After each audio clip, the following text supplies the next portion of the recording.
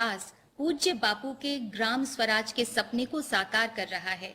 135 करोड़ भारतीयों की आस और विश्वास बन चुके माननीय प्रधानमंत्री जी से हमारा विनम्र अनुरोध है कि कृपया हम सबका मार्गदर्शन करें।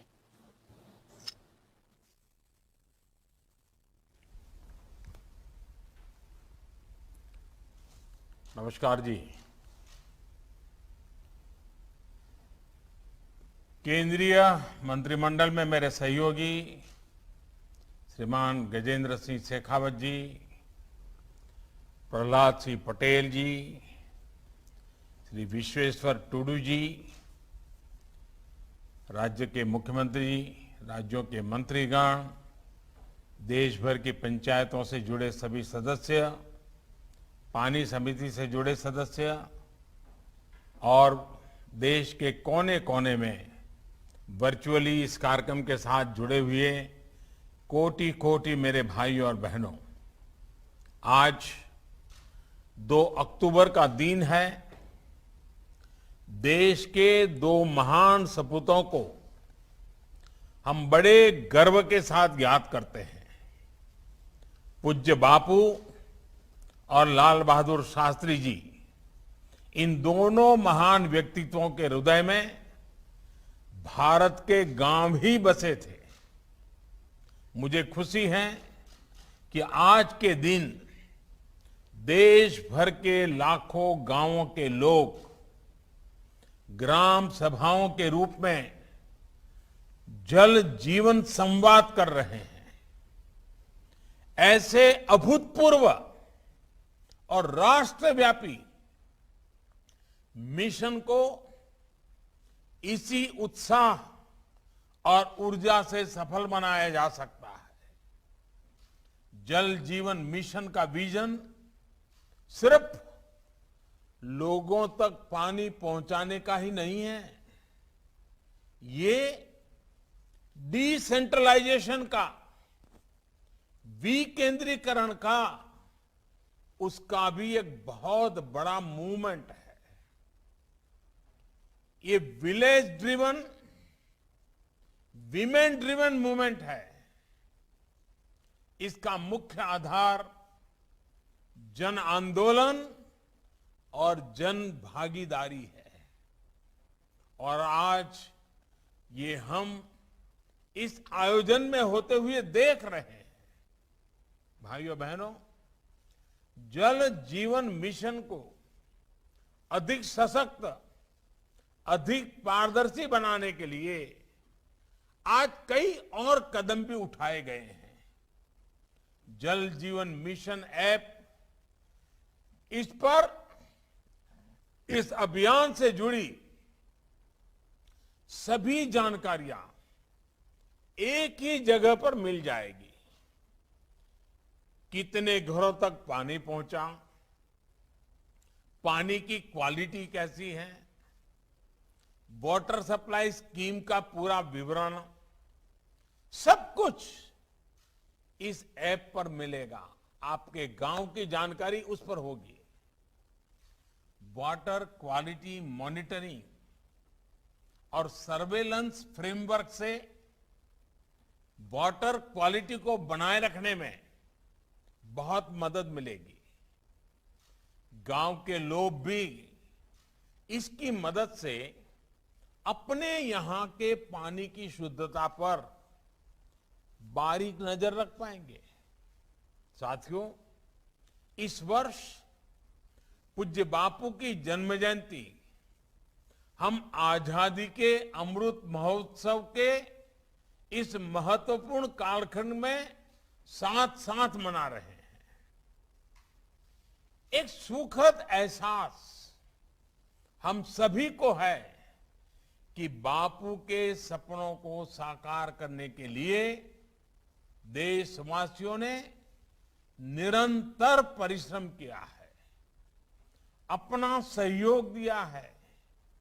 आज देश के शहर और गांव खुद को खुले में शौच से मुक्त घोषित कर चुके हैं। करीब करीब 2 लाख गांवों ने अपने यहां कचरा प्रबंधन का काम शुरू कर दिया है। 40,000 से ज्यादा ग्राम पंचायतों ने सिंगल यूज प्लास्टिक को बंद करने का भी फैसला लिया है। लंबे समय तक उपेक्षा की शिकार रही खादी, हैंडीक्राफ्ट, इसकी बिक्री भी अब कई गुना ज्यादा हो रही है। इन सभी प्रयासों के साथ ही आज देश आत्मनिर्भर भारत अभियान के संकल्प के साथ आगे बढ़ रहा है। साथियों, गांधी जी कहते थे कि ग्राम स्वराज का वास्तविक अर्थ आत्मबल से परिपूर्ण होना है। आत्मबल। इसलिए मेरा निरंतर प्रयास रहा है कि ग्राम स्वराज की ये सोच सिद्धियों की तरफ आगे बढ़े। गुजरात में अपने लंबे सेवा काल के दौरान मुझे ग्राम स्वराज के विजन को जमीन पर उतारने का अवसर मिला है। निर्मल गांव के संकल्प के साथ खुले में शौच से मुक्ति, जल मंदिर अभियान के माध्यम से गांव की पुरानी बावड़ियों को पुनर्जीवित करना, ज्योतिर्ग्राम योजना के तहत गांव में 24 घंटे बिजली पहुंचाना, तीर्थग्राम योजना के तहत गांव में दंगे फिसाद के बदले में सौहार्द को प्रोत्साहन देना, ई ग्राम और ब्रॉडबैंड से सभी ग्राम पंचायतों की कनेक्टिविटी, ऐसे अनेक प्रयासों से गांव और गांव की व्यवस्थाओं को राज्य के विकास का मुख्य आधार बनाया गया। बीते 2 दशकों में गुजरात को ऐसी योजनाओं के लिए, विशेषकर पानी के क्षेत्र में बेहतरीन काम करने के लिए राष्ट्रीय भी और अंतर्राष्ट्रीय संस्थानों से भी अनेकों अवार्ड भी मिले हैं। साथियों, 2014 में जब देश ने मुझे ये नया दायित्व दिया तो मुझे गुजरात में ग्राम स्वराज के अनुभवों का राष्ट्रीय स्तर पर विस्तार करने का अवसर मिला। ग्राम स्वराज का मतलब सिर्फ पंचायतों में चुनाव कराना, पंच सरपंच चुनना, इतना ही नहीं होता है। ग्राम स्वराज का असली लाभ तभी मिलेगा जब गांव में रहने वालों की गांव के विकास कार्यों से जुड़ी प्लानिंग और मैनेजमेंट तक में सक्रिय सहभागिता हो। इसी लक्ष्य के साथ सरकार द्वारा विशेषकर जल और स्वच्छता के लिए 2.25 लाख करोड़ रुपए से ज्यादा की राशि सीधे ग्राम पंचायतों को दी गई है। आज एक तरफ जहां ग्राम पंचायतों को ज्यादा से ज्यादा अधिकार दिए जा रहे हैं, दूसरी तरफ पारदर्शिता का भी पूरा ध्यान रखा जा रहा है। ग्राम स्वराज को लेकर केंद्र सरकार की प्रतिबद्धता का एक बड़ा प्रमाण जल जीवन मिशन और पानी समितियां भी है। साथियों, हमने बहुत सी ऐसी फिल्में देखी हैं, कहानियां पढ़ी हैं, कविताएं पढ़ी हैं, जिनमें विस्तार से ये बताया जाता है कि कैसे गांव की महिलाएं और बच्चे पानी लेने के लिए मीलों मीलों दूर चलकर जा रहे हैं। कुछ लोगों के मन में गांव का नाम लेते ही ऐसी ही कठिनाइयों की तस्वीर उभरती है, लेकिन बहुत ही कम ही लोगों के मन में ये सवाल उठता है कि आखिर इन लोगों को हर रोज किसी नदी या तालाब तक क्यों जाना पड़ता है? आखिर क्यों नहीं पानी इन लोगों तक पहुंचता?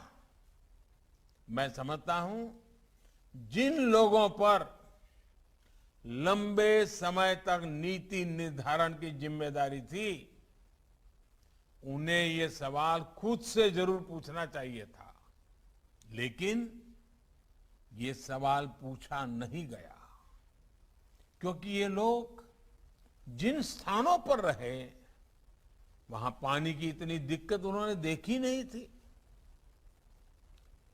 बिना पानी की जिंदगी का दर्द क्या होता है वो उन्हें पता ही नहीं था।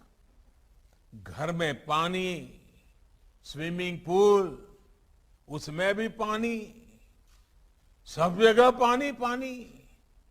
ऐसे लोगों ने कभी गरीबी देखी ही नहीं थी, इसलिए गरीबी उनके लिए एक आकर्षण रही, लिटरेचर और बौद्धिक ज्ञान दिखाने का जरिया बन गई।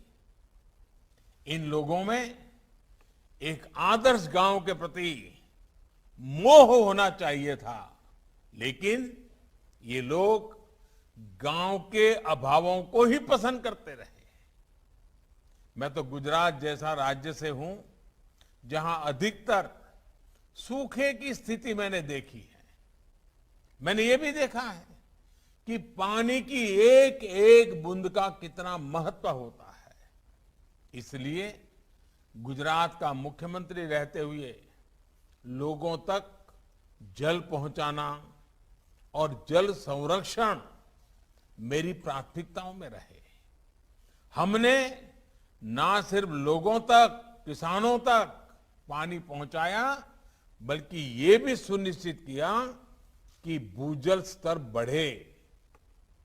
ये एक बड़ी वजह रही कि प्रधानमंत्री बनने के बाद मैंने पानी से जुड़ी चुनौतियों पर लगातार काम किया है। आज जो नतीजे हमें मिल रहे हैं वो हर भारतीय को गर्व से भर देने वाले हैं।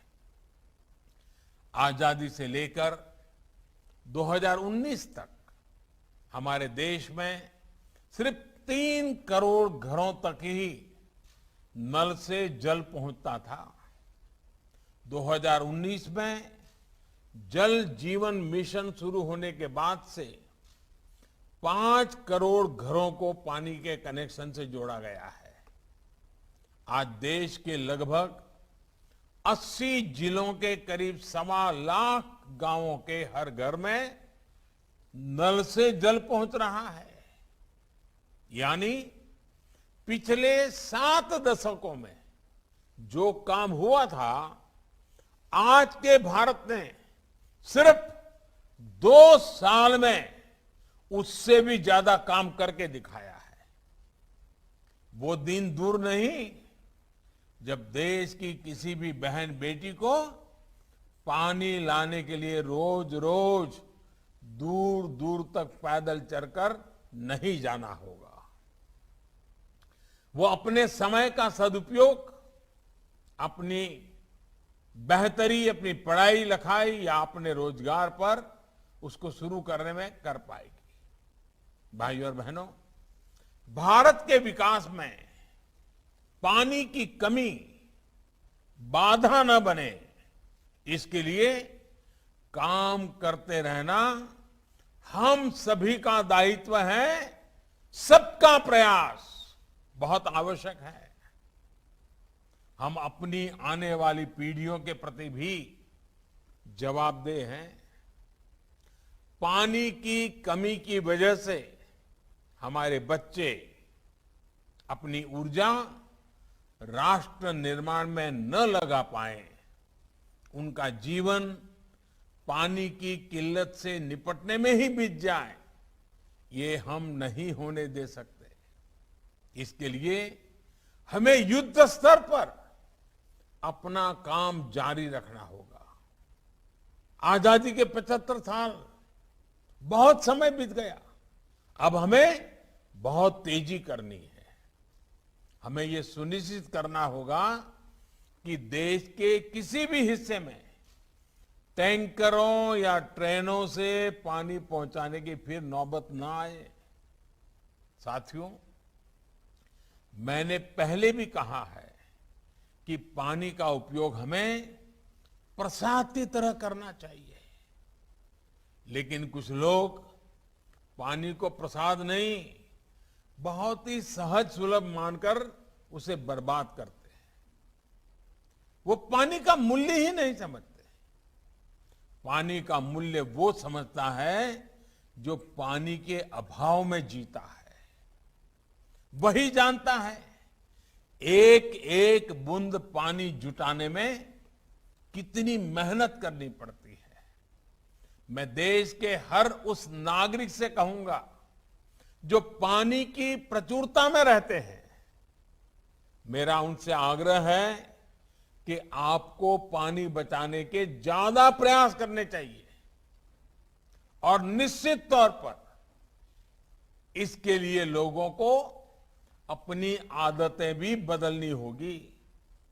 हमने देखा है कई जगह नल से पानी गिरता रहता है, लोग परवाह नहीं करते।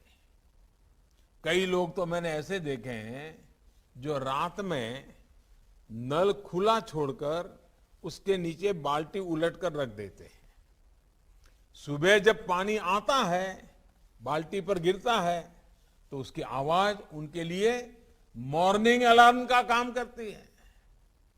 वो ये भूल जाते हैं कि दुनिया भर में पानी की स्थिति कितनी अलार्मिंग होती जा रही है।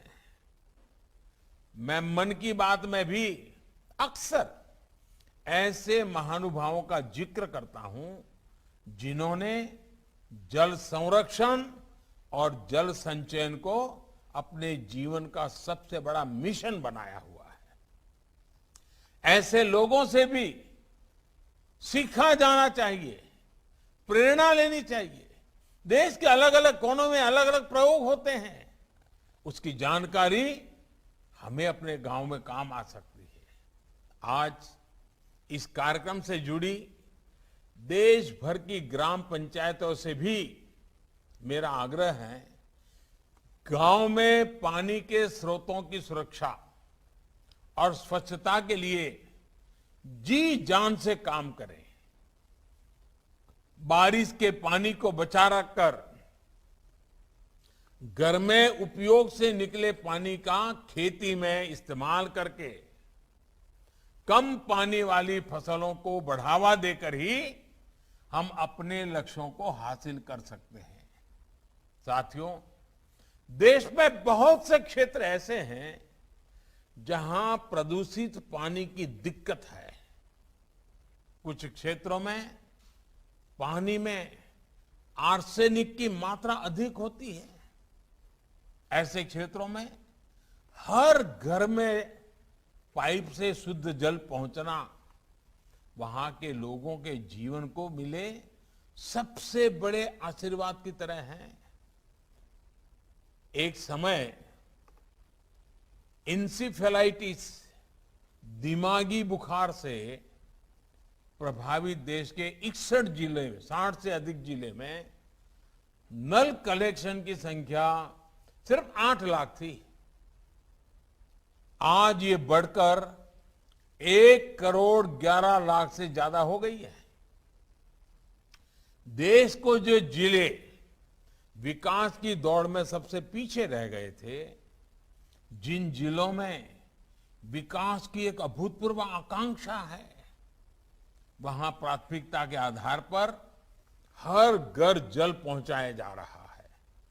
आकांक्षी जिलों में अब नल कनेक्शन की संख्या 31 लाख से बढ़कर 1 करोड़ 16 लाख से ज्यादा हो गई है। साथियों, आज देश में पीने के पानी की सप्लाई ही नहीं, पानी के प्रबंधन और सिंचाई का एक व्यापक इंफ्रास्ट्रक्चर खड़ा करने को लेकर भी बड़े स्तर पर काम चल रहा है। पानी के प्रभावी प्रबंधन के लिए पहली बार जल शक्ति मंत्रालय के अंतर्गत पानी से जुड़े अधिकतर विषय लाए गए हैं। मां गंगा जी के साथ साथ दूसरी नदियों के पानी को प्रदूषण मुक्त करने के लिए स्पष्ट रणनीति के साथ काम चल रहा है। अटल भूजल योजना के तहत देश के 7 राज्यों में ग्राउंड वाटर लेवल को ऊपर उठाने के लिए काम हो रहा है। बीते 7 सालों में प्रधानमंत्री कृषि सिंचाई योजना के तहत पाइप इरिगेशन को माइक्रो इरिगेशन के दायरे में लाया जा चुका है।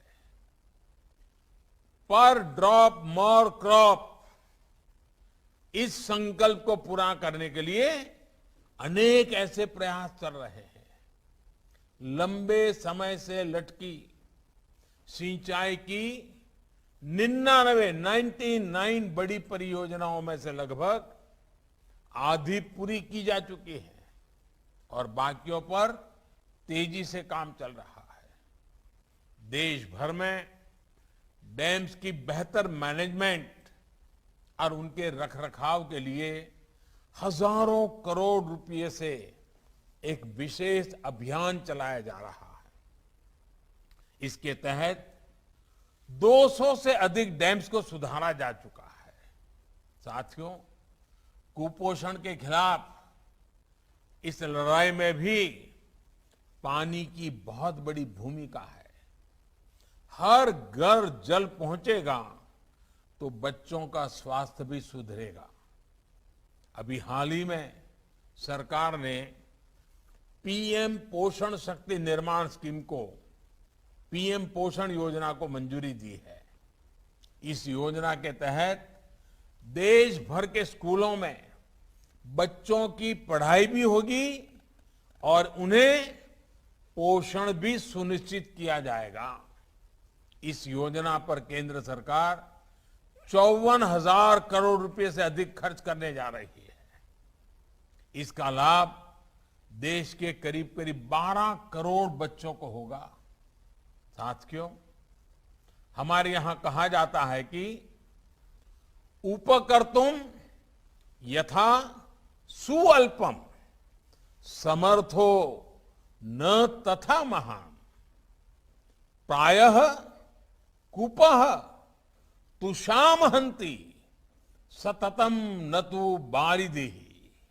यानी पानी का एक छोटा सा कुआं लोगों की प्यास बुझा सकता है, जबकि इतना बड़ा समुंदर ऐसा नहीं कर पाता। ये बात कितनी सही है।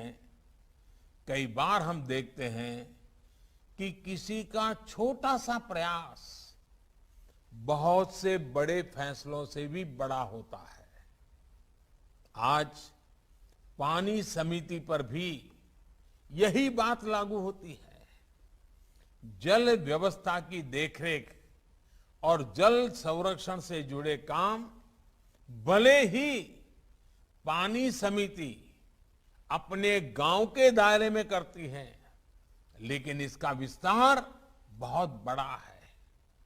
ये पानी समितियां गरीबों, दलितों, वंचितों, आदिवासियों के जीवन में बहुत बड़ा बदलाव ला रही है। जिन लोगों को आजादी के बाद 7 दशकों तक नल से जल नहीं मिल पाया था, छोटे से नल ने उनकी दुनिया ही बदल दी है। और ये भी गर्व की बात है कि जल जीवन मिशन के तहत बन रही पानी समितियों में 50% सदस्य अनिवार्य रूप से महिलाएं ही होती हैं। ये देश की उपलब्धि है कि इतने कम समय में करीब 3.5 लाख गांवों में पानी समितियां बन चुकी हैं। अभी कुछ दिन पहले हमने जल जीवन संवाद के दौरान भी देखा है कि इन पानी समितियों में गांव की महिलाएं कितनी कुशलता से काम कर रही हैं। मुझे खुशी है कि गांव की महिलाओं को अपने गांव के पानी की जांच के लिए विशेष तौर पर ट्रेनिंग भी दी जा रही है। साथियों, गांव की महिलाओं का सशक्तिकरण हमारी सरकार की सर्वोच्च प्राथमिकताओं में से एक है। बीते वर्षों में बेटियों के स्वास्थ्य और सुरक्षा पर विशेष ध्यान दिया गया है। घर और स्कूल में टॉयलेट्स, सस्ते सैनिटरी पैड्स से लेकर गर्भावस्था के दौरान पोषण के लिए हजारों रुपयों की मदद और टीकाकरण अभियान से मातृशक्ति और मजबूत हुई है। प्रधानमंत्री मातृ वंदना योजना के तहत 2 करोड़ से अधिक गर्भवती महिलाओं को लगभग 8,500 करोड़ रुपए की सीधी मदद दी जा चुकी है। गांवों में जो 2.5 करोड़ से अधिक पक्के घर बनाए गए हैं, उनमें से अधिकांश पर मालिकाना हक महिलाओं का ही है। उज्ज्वला योजना ने गांव की करोड़ों महिलाओं को लकड़ी के धुएं से मुक्ति दिलाई है। मुद्रा योजना के तहत भी लगभग 70% ऋण महिला उद्यमियों को मिले हैं। सेल्फ हेल्प ग्रुप के जरिए भी ग्रामीण महिलाओं को आत्मनिर्भरता के मिशन से जोड़ा जा रहा है। पिछले 7 सालों के दौरान स्वयं सहायता समूहों में 3 गुना से अधिक बढ़ोतरी हुई है। 3 गुना अधिक बहनों की भागीदारी सुनिश्चित हुई है। राष्ट्रीय आजीविका मिशन के तहत 2014 से पहले के 5 वर्षों में जितनी मदद सरकार ने बहनों के लिए भेजी, बीते 7 सालों में उसमें लगभग 13 गुना बढ़ोतरी की गई है। 13 गुना।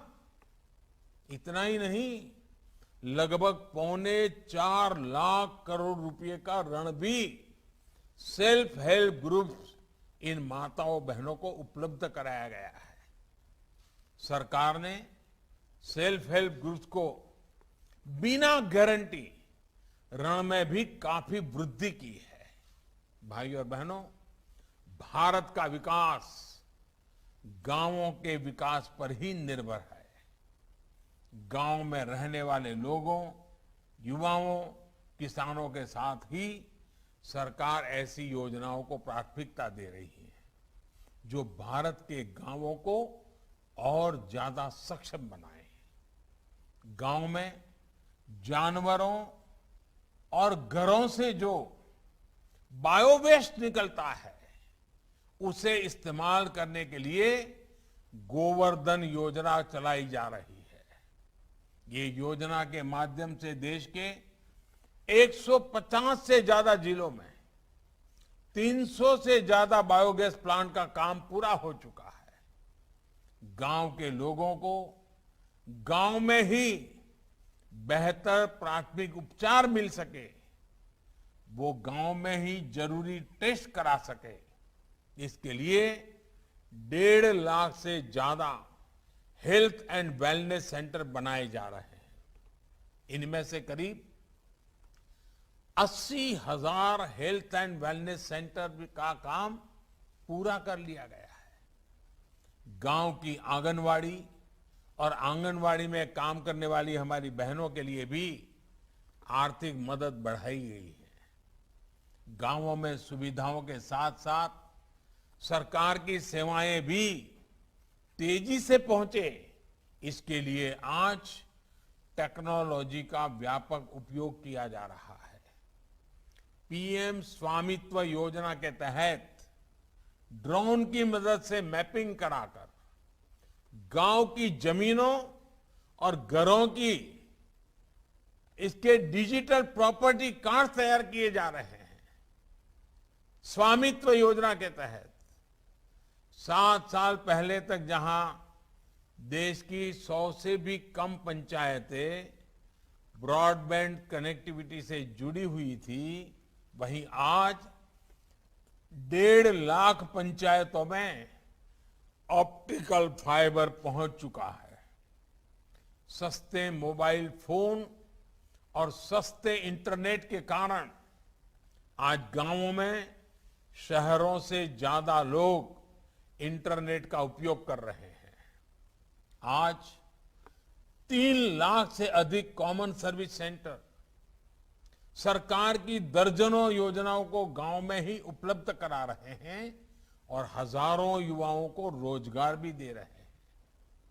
आज गांव में हर प्रकार के इंफ्रास्ट्रक्चर के लिए रिकॉर्ड इन्वेस्टमेंट किया जा रहा है। प्रधानमंत्री ग्रामीण सड़क योजना हो, 1 लाख करोड़ रुपए का एग्री फंड हो, गांव के पास कोल्ड स्टोरेज का निर्माण हो, औद्योगिक क्लस्टर का निर्माण हो या फिर कृषि मंडियों का आधुनिकीकरण, हर क्षेत्र में तेज गति से काम जारी है। जल जीवन मिशन के लिए भी जो 3,60,000 करोड़ की व्यवस्था की गई है, वो गांवों में ही खर्च की जाएगी। यानी ये मिशन ग्रामीण अर्थव्यवस्था को नई मजबूती देने के साथ ही गांवों में रोजगार के अनेकों नए अवसर भी बनाएगा। साथियों, हमने दुनिया को दिखाया है कि हम भारत के लोग दृढ़ संकल्प के साथ सामूहिक प्रयासों से कठिन लक्ष्य को भी हासिल कर सकते हैं। हमें एकजुट होकर इस अभियान को सफल बनाना है। जल जीवन मिशन जल्द से जल्द अपने लक्ष्य तक पहुंचे, इसी कामना के साथ मैं अपनी बात समाप्त करता हूं। आप सभी को बहुत बहुत शुभकामनाएं। धन्यवाद। कोटि कोटि धन्यवाद माननीय प्रधानमंत्री जी। बापू के अमर आदर्श को चरितार्थ कर भारत माता के चरणों में पुनः अपने सेवा पुष्प अर्पित करने के लिए आपका बहुत बहुत आभार।